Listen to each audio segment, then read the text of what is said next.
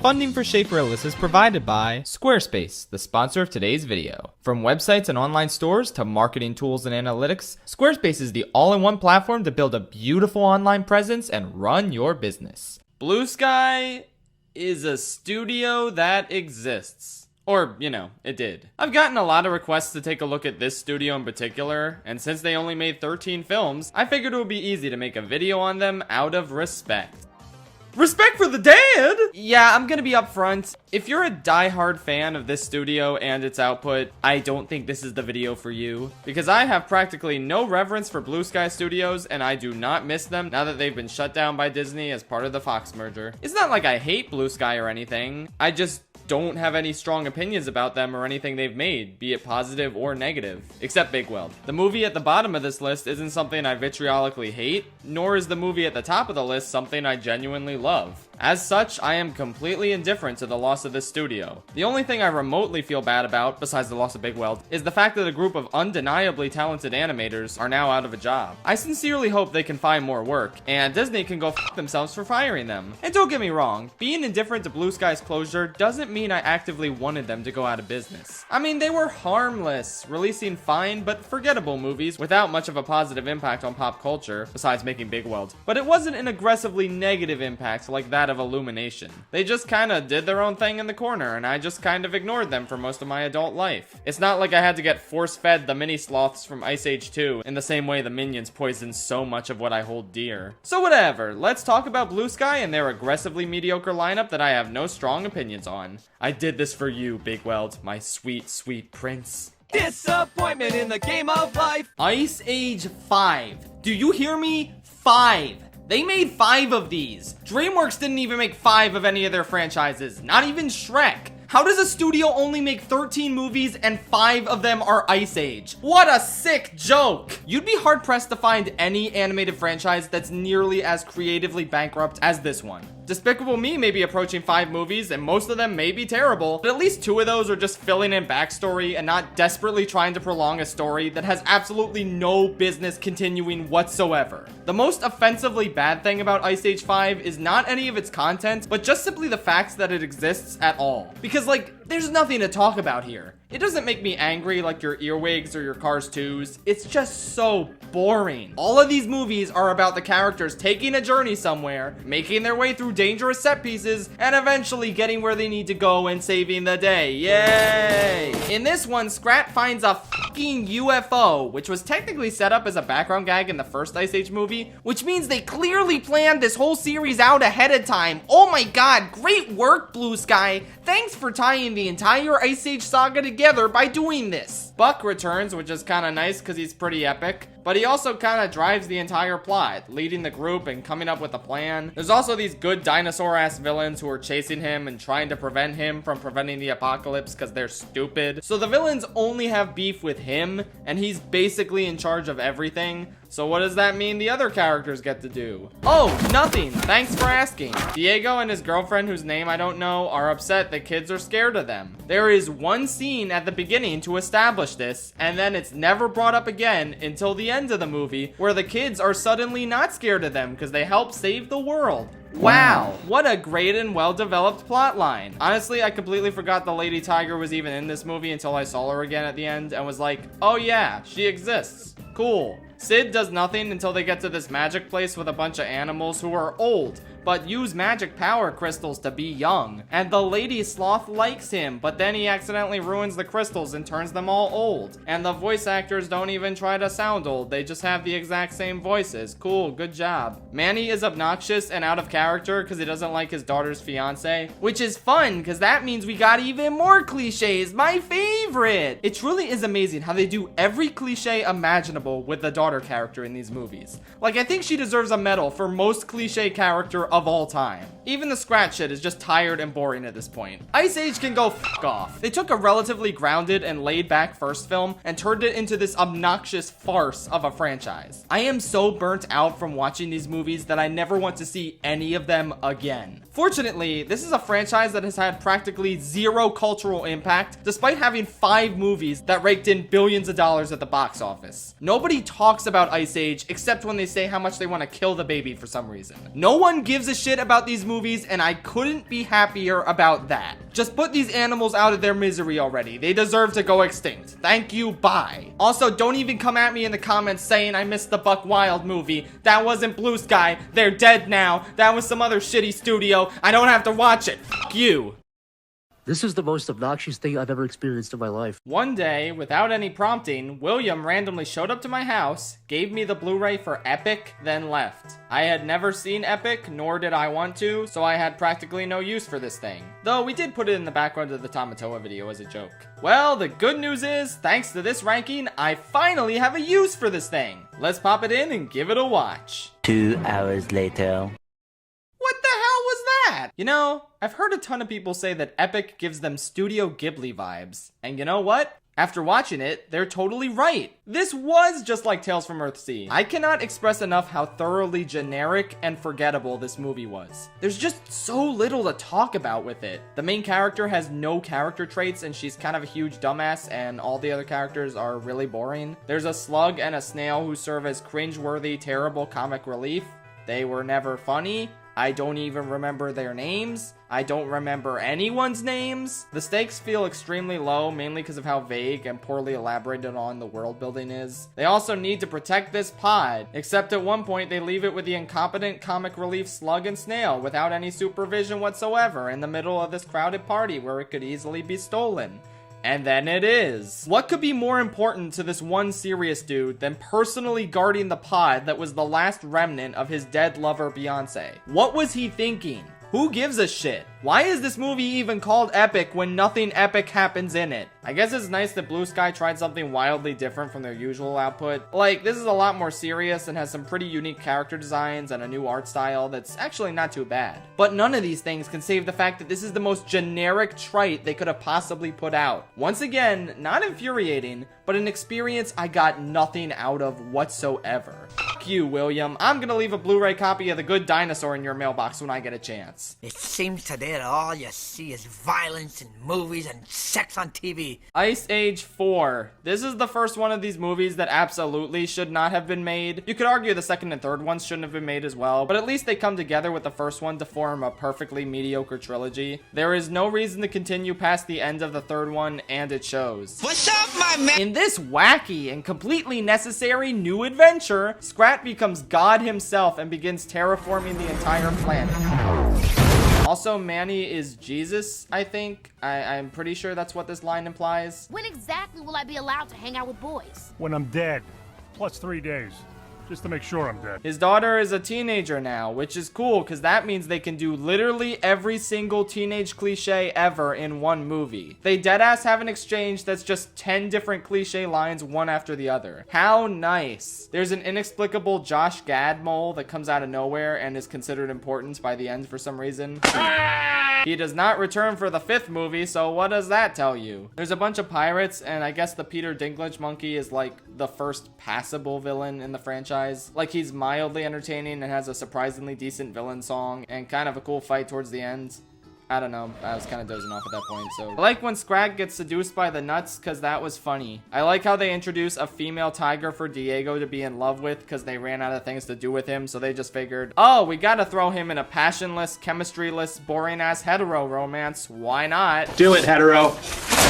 Sid's grandma shows up, because I guess they just wanted Wanda Sykes in the movie, so they just invented a character for her to play. Drake and Nicki Minaj are in this movie. Yeah, seriously. I didn't bother looking up who they played, and I couldn't really tell, because who gives a shit? How come Nick Frost is in this one when Simon Pegg isn't? I feel like that's illegal. I also feel like Manny was way too much of a jovial dumbass in this one. He's so far away from his original personality at this point that it would be funny if I had any sort of investment in him as a character, but I don't anymore. This movie is genuinely intolerable and extremely boring at the same time. I'm not even sure what else I can possibly talk about at this point. It's just such a nothing installment in an increasingly nothing franchise made by a somewhat nothing studio. There aren't even nearly as many penis jokes in this one as there are in the third one, so what's the point? Oh wait, I'm getting ahead of myself, sorry. Horton hears domestic violence in the next apartment and doesn't call 911. You know what's weird? I don't remember Horton Hears a Who being this bad. Everyone always calls this the best Dr. Seuss film adaptation. And the sad thing is, that's probably true.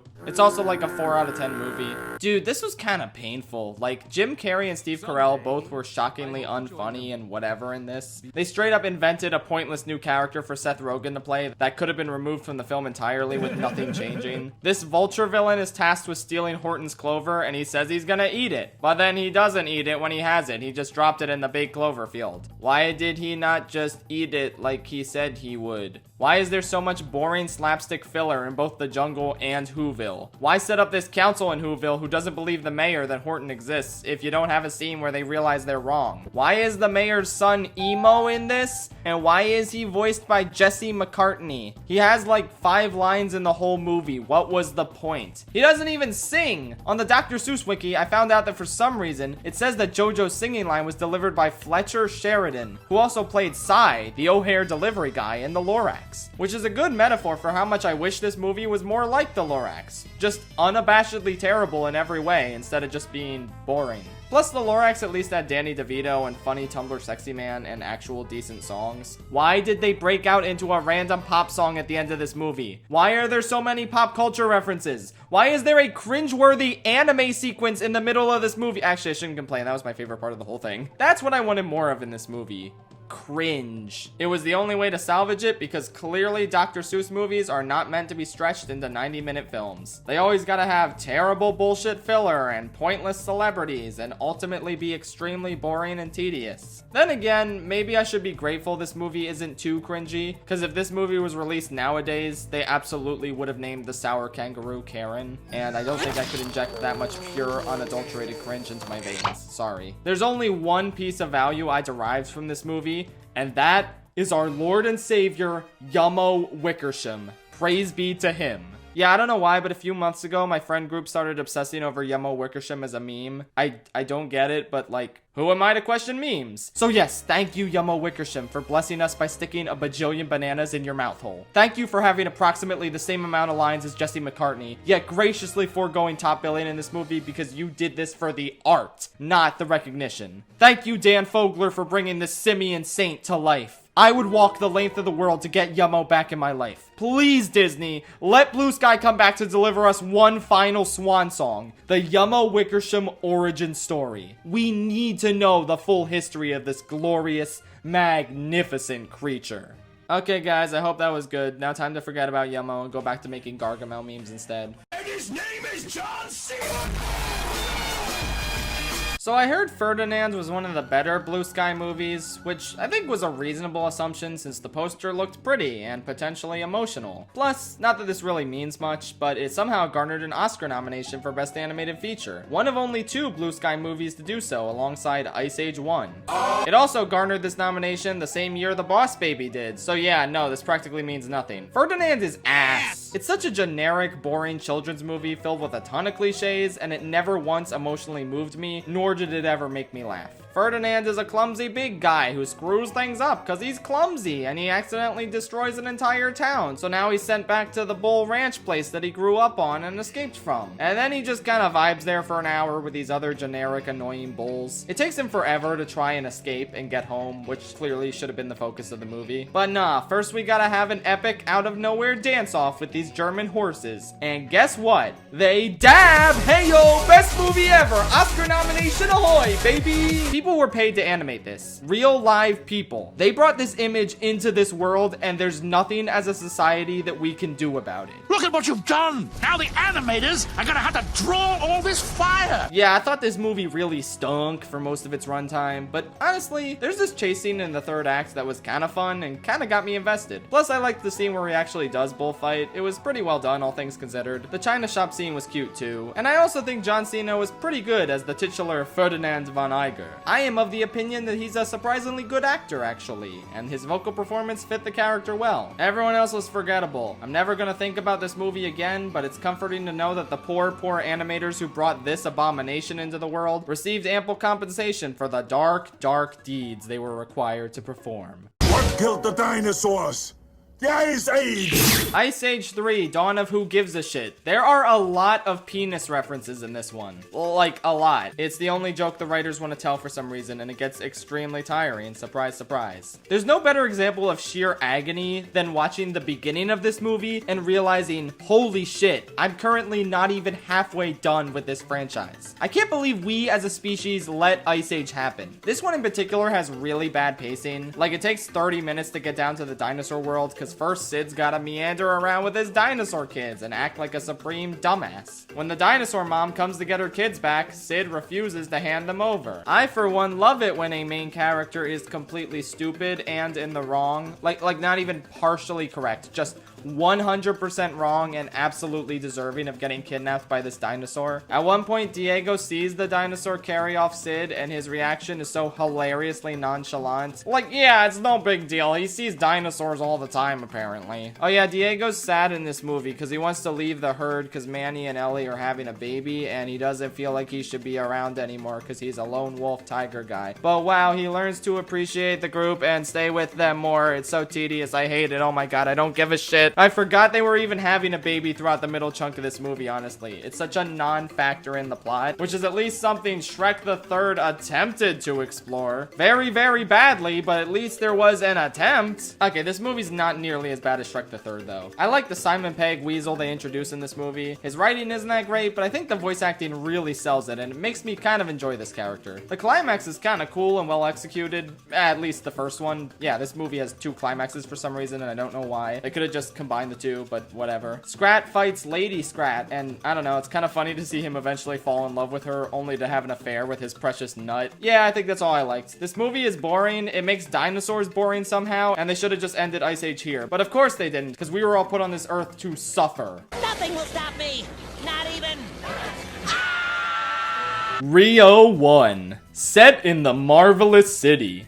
Land of sun and heat. This one's for all you Brazilian viewers out there, which my channel has a ton of for whatever reason. Love you guys! This movie makes your country look really cool and vibrant and alive, and basically the exact opposite of what you guys say it's really like whenever you talk to us on the streams on Chris's channel. By the way, if you ever want to talk to me or ask me anything, the best way to do it is on Chris's channel when we stream every Sunday and Monday, link in the description. Yeah, this movie is kind of one big love letter to Brazil, and I think that's neat. There's a clear passion behind the animation and the direction here, and that kind of makes up for the lack of interesting story or characters, but not fully. I don't know, this definitely isn't the worst animated movie out there, but it is really standard for the most part. I think Jesse Eisenberg was a really weird choice to play this McCall. Like, his voice acting isn't funny or charming, it's just kind of bleh. I don't know, he's never really been able to sell me on any of his performances post Social Network, and it's no different here. Plus, he absolutely has no chemistry with Anne Hathaway Bird, which is due in equal parts to the voice acting and the writing. Spoiler for later in the list, I guess, but I saw no reason why Manny and Ellie should have hooked up in Ice Age 2 outside of the need to preserve their species. And the problem is kind of exacerbated here because they mentioned the whole need to preserve their species thing even less. And they make even less sense as a romantic pairing. I have no idea what Mark Zuckerberg did to get Anne Hathaway to fall for him. She just kind of does at some point because this is an animated movie. We gotta have a hetero love. Gotta check off every box in the checklist. Thank you very much. Hell, we actually have 2 hetero loves because I forgot about these humans falling in love, which I guess makes more sense because they're both extreme bird lovers, but that's not actually why they fall in love. They fall in love because they see each other in sexy bird outfits during the last 20 minutes of the movie. That's cool, very well written, very well developed romance. Thank you for that. And okay, let's get this one out of the way. Everyone always tells me, ooh, you gotta talk about the main villain in Rio. He's voiced by Jermaine Clement, the Tomato Tamba guy.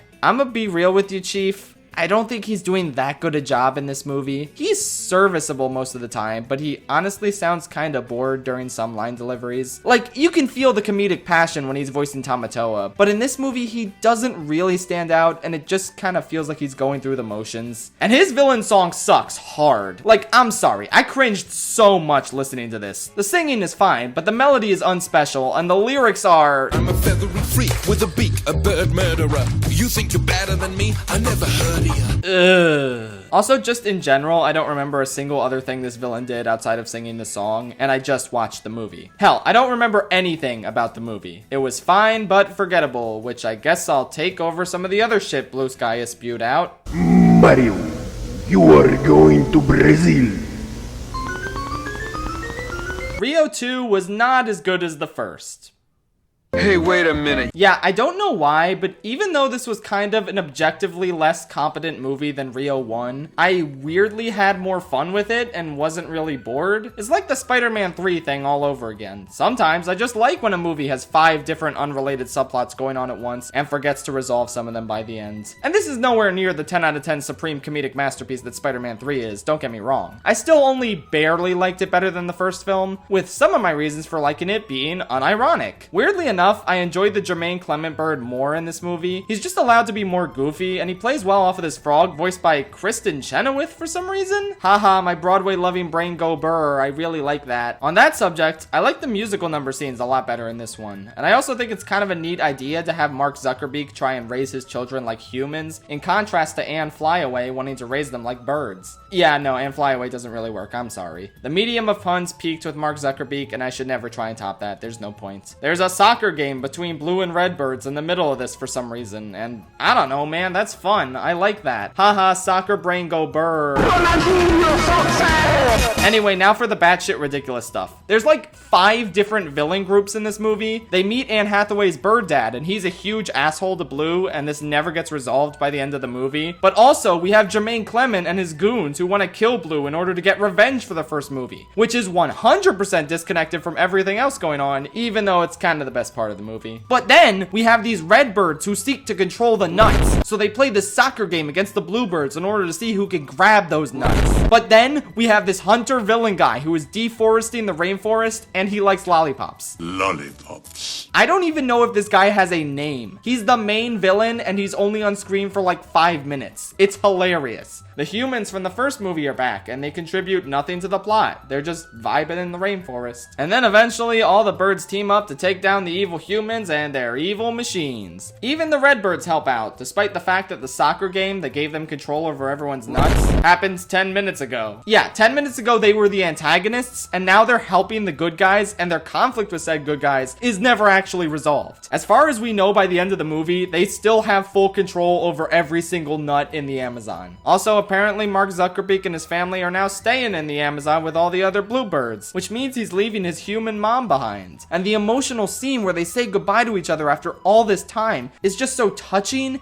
and heartfelt, and oh wait, that scene doesn't exist. Nah, we didn't have time to wrap up any of this movie's plot lines or character interactions or have any emotional moments because we had to get to the dance party at the end. How could we not? Oh wait, no, the dance party is thematically appropriate because the side characters from the previous movie were actually here scouting for talent in the Amazon, which is why they get a scene where they hold auditions and this one animal sings Memory from Cats? Haha, musical theater brain go burr. And then there's an ostrich that dances the apple bottom jeans, baby. Woo, yeah, boots with the fur. I think Rio 2 might have broken my brain. Like, morally, I know in my heart that I shouldn't rank it this high. It might just have the worst story out of any Blue Sky movie, and it's not like the characters are doing it any favors either. But man, I don't know. I didn't hate anything about it, like basically everything else we talked about in this list so far. I just found its shortcomings funny. I liked some stuff unironically. And in general, I think it's a pretty mid movie that I will likely forget about after posting this video. So all in all, one of the better Blue Sky movies. Alright, that's enough cringe for right now. Let's take a break and talk about websites. You know, if the Rio 2 Sidebirds had just advertised that they wanted to put a show together on their very own website, then they wouldn't have to come all the way to the dangerous Amazon jungle in order to find talent. Websites make the world go round, baby! And a great way for you to make some delightful websites is with Squarespace. Squarespace is a fantastic, intuitive, online website builder that allows you to create beautiful websites for your business or personal hobby. Present your work using Squarespace's professional portfolio designs. Display projects in customizable galleries and add password-protected pages to share private works with clients. You can even present your videos from YouTube, Vimeo, and Animoto on your Squarespace site. Add an image overlay to your video to improve your website's load speed by waiting to embed video players until playback starts. Every design automatically includes a unique mobile presence that matches the overall style of your website, so your content will look great on every device, every time. And if you don't want that, you can always disable the mobile view from Website Manager. Buying a domain from Squarespace is so simple because there are no hidden fees or price hikes. Each domain comes with an ad-free parking page and free WHOIS privacy on eligible domains. Squarespace sells over 200 top-level domains, so you can find the perfect name for your website. Choose a URL that ends in .com, .net,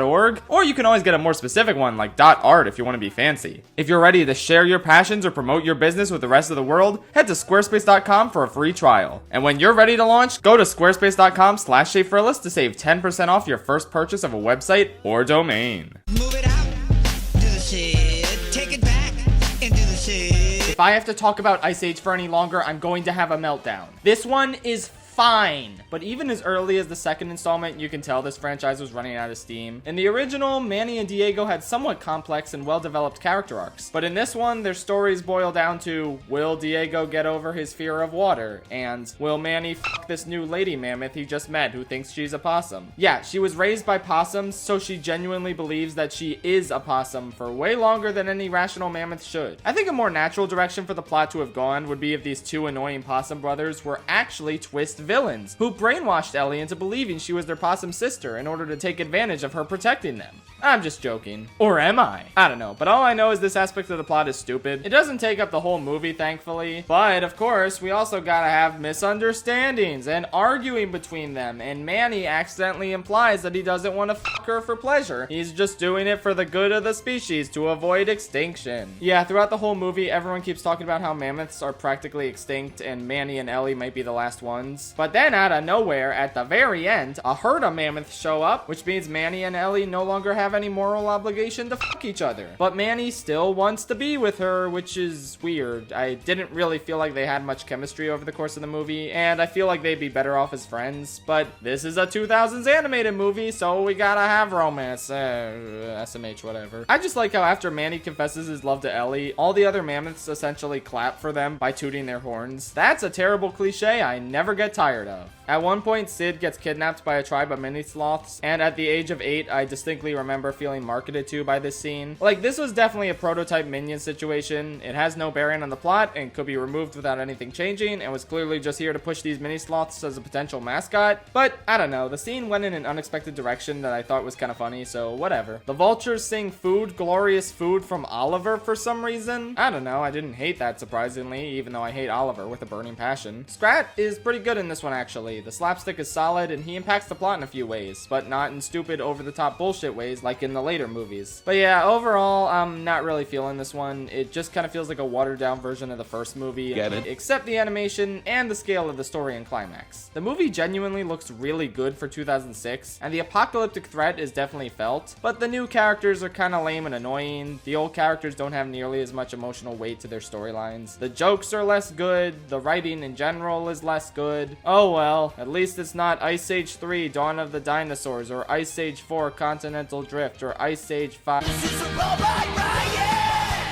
Yeah, robots! Woo! Bigwell! Hell yeah! Get up off of that thing, and maybe you'll feel better. Robots is such a strange fucking movie to talk about because it feels like it should simultaneously be better and worse than it actually is. I'm not even really sure what I think about it because it has so many unbelievably amazing elements mixed in with typical generic kids movie stuff. Like, this movie has this tremendously profound commentary on how the rich will do anything in their power to make basic human rights like healthcare unobtainable to the lower class and will allow the poor to die out in the street. And then it also has an armpit fart contest. I think with some fine-tuning and further development of the story's anti-capitalist messages, this could have been like the magnum opus of Blue Sky Studios. They're one truly great movie. But like, as is, the messages are there, they're compelling, but the story doesn't really do anything with them. Rodney becomes this icon helping the poor and dismantling the oppressive establishment they all live in. But then the movie drops that because he's gotta go find Bigwell, then they gotta do wacky hijinks at this party, and then there's a chase scene, and like, it's fine, but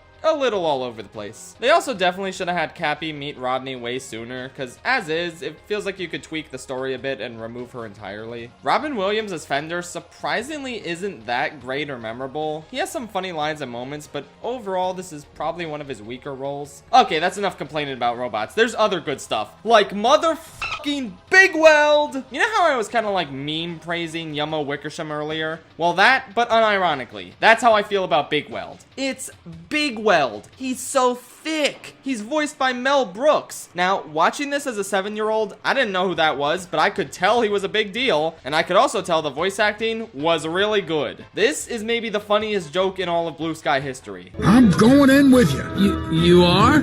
Hey, who's the dame with the sweet keister?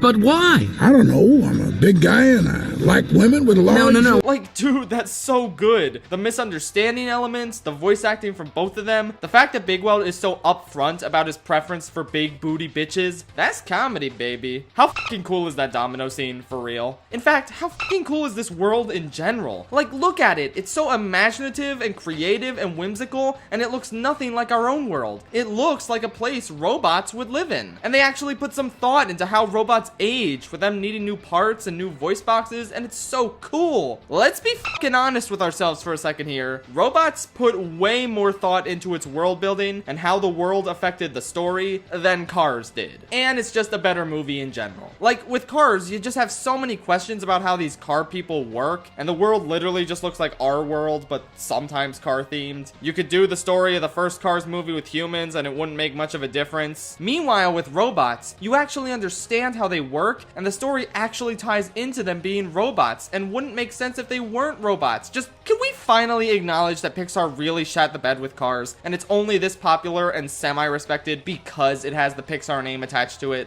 Blue Sky deadass outdid Pixar in this respect. Plain and simple. Oh yeah, and the climax is so cool when all the outmodes show up, Avengers Endgame style, to fight Madame Gasket. Ooh, and Madame Gasket, ooh man, what a dastardly villain. And Ratchet's so funny too. The part where Fender kills them all to the Britney Spears song, man, it's so funny. Ooh, and the camera pan, so great. And then the ending, man, to get up off of that thing. Ooh, it's like a fusion of jazz and funk. It's called Junk Comedy Gold. This is so epic.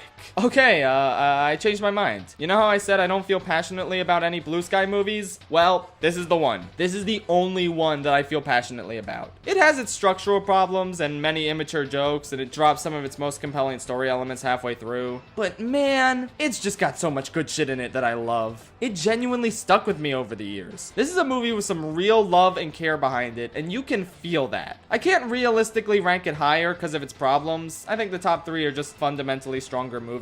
But come on, it's robots. It's kind of like how Tick Tick Boom was only number 8 on my best of 2021 list, but it's probably the movie I feel the most passionate about from last year. Imagine not feeling passionate about the movie that gave us Big Weld. Are you even alive if you don't like Big Weld? Come on. If necessary, I will fight Karsten Rundquist for the title of #1 Robots Enjoyer. Our battle will be legendary. Actually, nah, he can have it. I'll stick with #1 Yummo Wickersham Enjoyer. Anyway, let's talk about 3 movies that are better than robots, but I don't care about as much as robots. Friends, I have talked a lot of shit about Ice Age today. Can you blame me? It's an absolutely asinine franchise that poisoned our water supply, burned our crops, and delivered a plague onto our houses. But with that said, honestly, the first one's kind of good. Like, yeah, the animation is ugly. It definitely has that studio's first CG movie syndrome. And there's your usual poop and pee jokes that suck as usual. But I think as a whole, this is a movie with some pretty smart character arcs and an engaging enough story. Manny and Sid in this are just blatantly Shrek and Donkey, but without the nuance that made that relationship so compelling and special. But Sid in this is perfectly fine, and Manny is actually kind of interesting. In this one really powerful scene, they explain without words that he lost his family to hunters, and it becomes evident that he sees Ice Age Baby as someone he needs to protect in order to make up for his loss. I really like the wordless storytelling here. He never even mentions his family by name, but his pain and remorse is still made explicitly clear. It's really neat. The star of the show here, however, is surprisingly enough, Diego. I say surprisingly enough because he never has any compelling characterization in any of the 4 sequels that followed this movie. But here, he legitimately goes from a villain trying to lead Manny, Sid, and Ice Age Baby to their death, to someone who genuinely learns to care for them and ends up saving their lives. It's incredibly well paced and believable. Plus, when he reveals he was lying to them, they don't don't mope about it and kick him out of the herd. They end up believing that he wants to help since he has nothing to gain from admitting to them that he lied. It's a pretty refreshing subversion of the liar reveal trope, made all the more potent by the fact that he legitimately went from a villain to a hero over the course of the film. The other villainous saber-toothed tigers are just kinda whatever, as is the climax, which is a little awkwardly staged for some reason. But I really like the other set pieces in this movie. The sliding scene is fun, and the dodo bird encounter is really funny, which is not something I could say about almost every other scene in the other Ice Age movies. I don't know, man, this one's kinda neat. Not amazing, but honestly a pretty good first movie for a studio to make. Oh, also, I never got why everyone hated the Ice Age baby a couple years back, but yeah, f that baby, am I right? I want peanuts.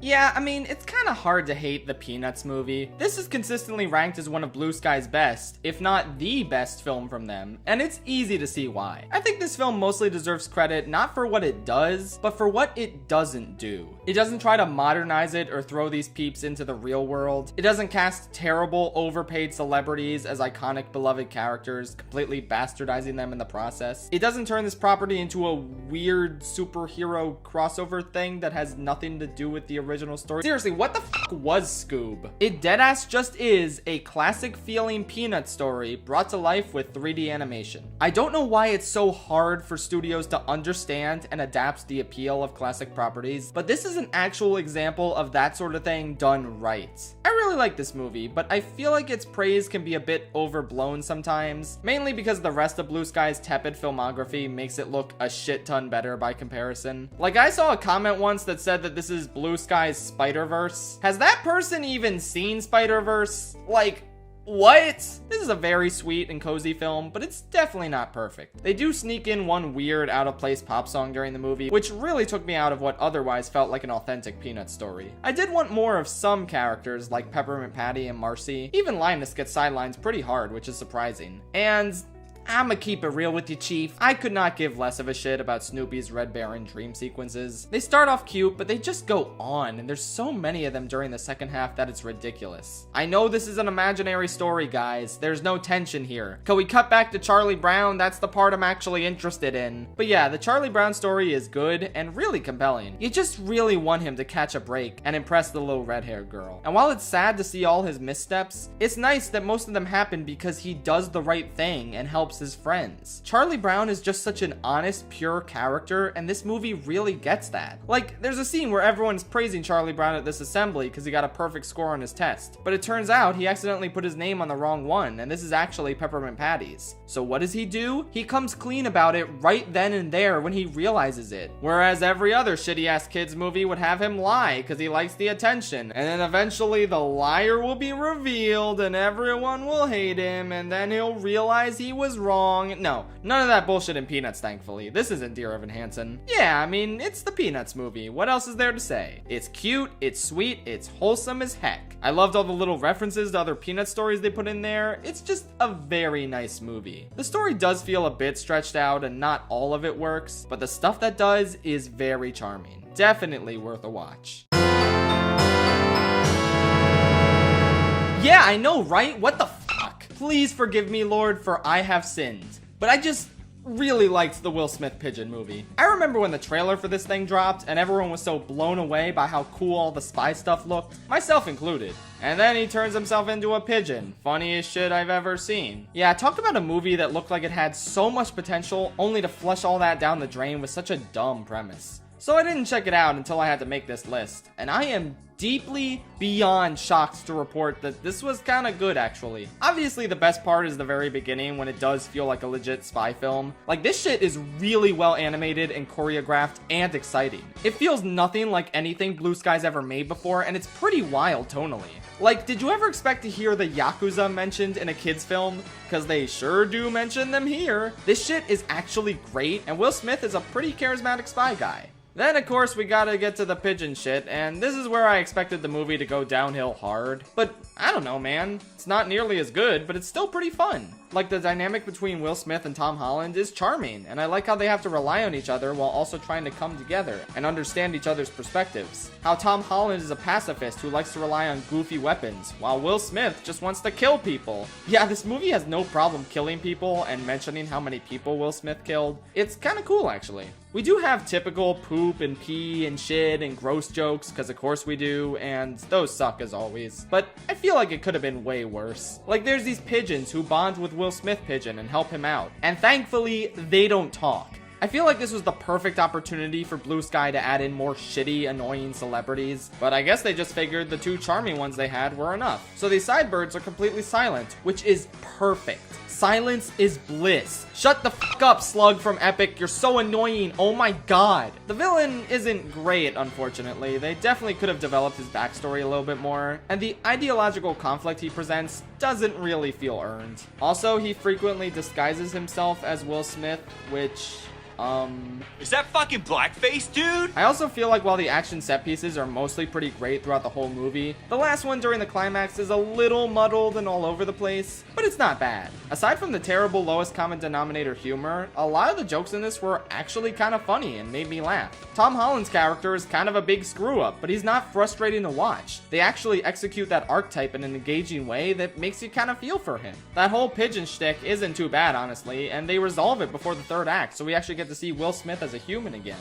That's pretty nice. Yeah, I can't believe I'm saying this, but Spies in Disguise is indeed a good movie in spite of its faults. And I extremely can't believe I'm saying this, but I consider it to be the best Blue Sky movie. It's a 7 out of 10. This is Blue Sky's peak. I guess it's nice that they went out with somewhat of a bang, peaking at the very end of their life. But like, if you're familiar with my ranking videos, I think you can tell something felt weird about this, right? I'm usually a lot more emotionally invested in the movie I'm giving the top spot to, really singing its praises, maybe even saying what a life-changing, wonderful experience it was for me. Here, this movie is kinda good.